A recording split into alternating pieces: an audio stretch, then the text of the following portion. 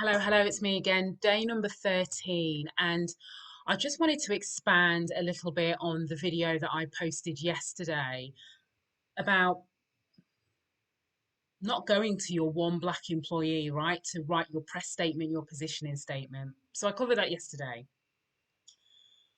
What I want to just give you a little bit more context of when I'm not like really annoyed is there are still a lot of black employees who are not coping very well with what's going on. So they're tired, they're emotional, they are coming to grips with the fact that a few weeks ago we had silence in terms of recognizing that the what was happening in the US was having an impact on those in though all black people here actually, but particularly black employees, but everybody, right? Then we've gone into having to justify why we feel like we've been treated differently. We've all had to do it. We've all had the phone calls from well-meaning people who were just like, I just can't understand it because I've just never seen it. So like, help me understand, help me understand. So we've gone through that phase, and some people are still going through that phase. Then we've had to deal with the assertions from a government that basically says that this country is not racist, and like we know that's not the case, but we've had to deal with that. Then we've moved into people having nothing to say about the black people who are hurting, but have got plenty to say about statue being toppled or whether the protesters should be out or not. So focus completely on the wrong thing. We're also in a position where we're still having to justify why the purpose behind Black Lives Matter is not because we all want to just go and march up and down on the street for no reason, because we are pushing for equality. That's why we're doing this, right? And in pushing for equality and voicing our experiences, some of us, and voicing what life is really like, some people don't like that. So we are also dealing with accusations that we're making mountains out of molehills. We're also dealing with the fact that some people just want to bury their head in the sand, right, and just not engage with us at all on this subject. You know, carry on business as usual. We're dealing with the fact that for some of us, we've lost friends, people we know, because maybe we expected them to show up in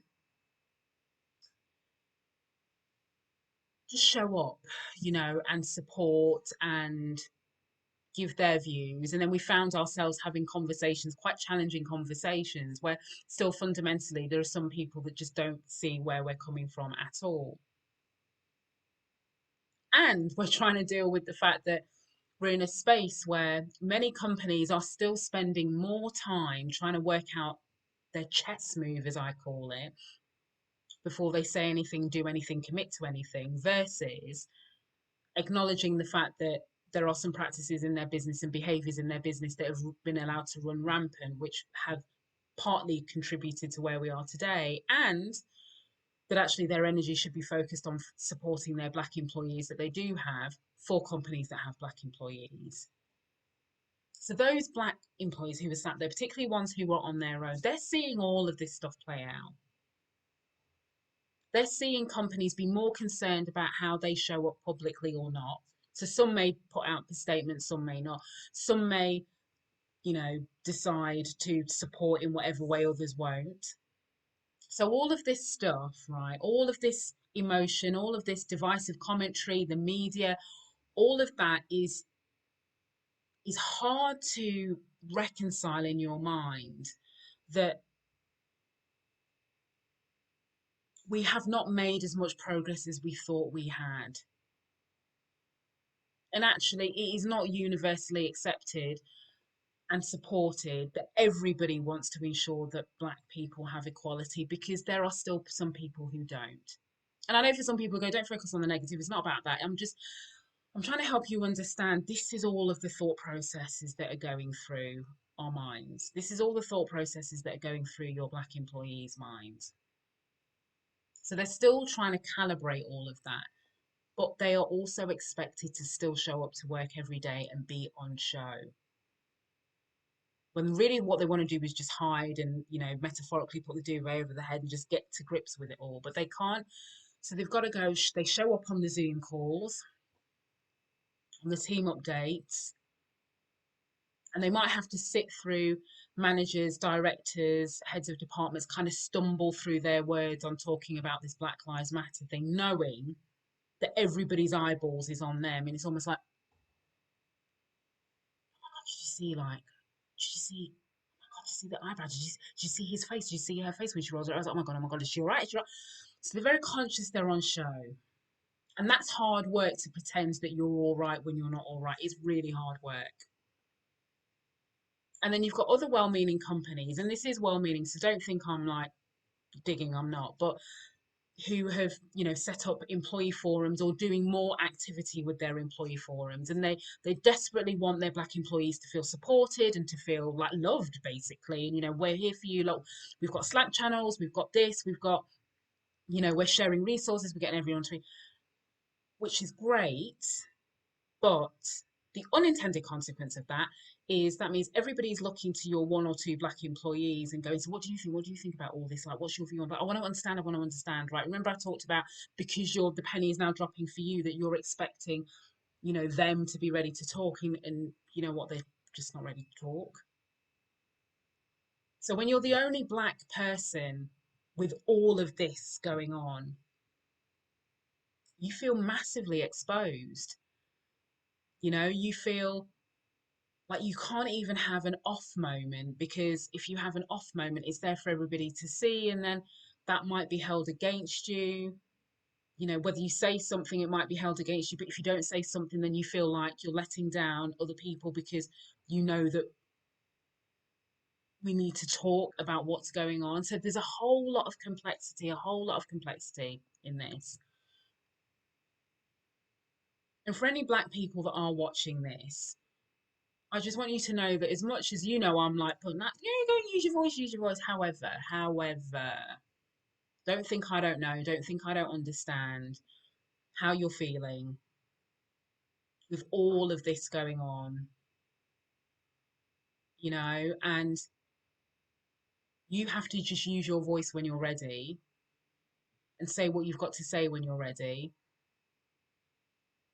And just know that there are other people who will share their stories, who will get their voices heard. And when you're ready, hopefully your business will be ready to listen. But don't force yourself, because you feel like there's an innate sense of almost like guilt. It's almost like, God, if I'm not speaking up, then I'm not doing my part. Like, this is affecting all of us in very, very, very different ways. So I just want you to know that I understand. Hence, I'm the one that, is saying all the stuff that you can't say, but that's why I'm doing it, because you can't say right now. And hopefully for those who genuinely are ready and want to support and want to help, what I'm doing is giving context, I guess. Just helping you understand in a way that maybe a book won't. And hopefully through me keep on giving my little views of the world every day, it just helps you question some of the things that you've been doing historically as a business. Question what you think is you need to do forward, what you need to do going forward.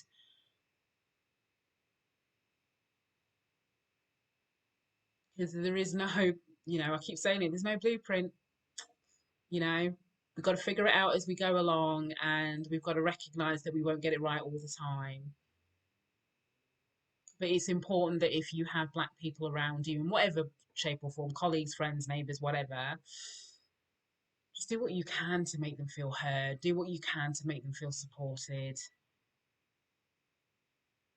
and challenge yourself to think, what can you do in your sphere of influence, and make it about humanity, not about how you're going to be perceived by your business colleagues or contacts, if you dare to show public support or dare to offer opinion on this. because that's what we need. That's also support too. Okay, I think that's it really. Apologies for my very casual dress. I've been out on my bike with Tia today, and we haven't been out for 2 weeks because like I just couldn't be bothered. But I just, when you just feel like it, today's the day when I want to get back a little bit of my routine.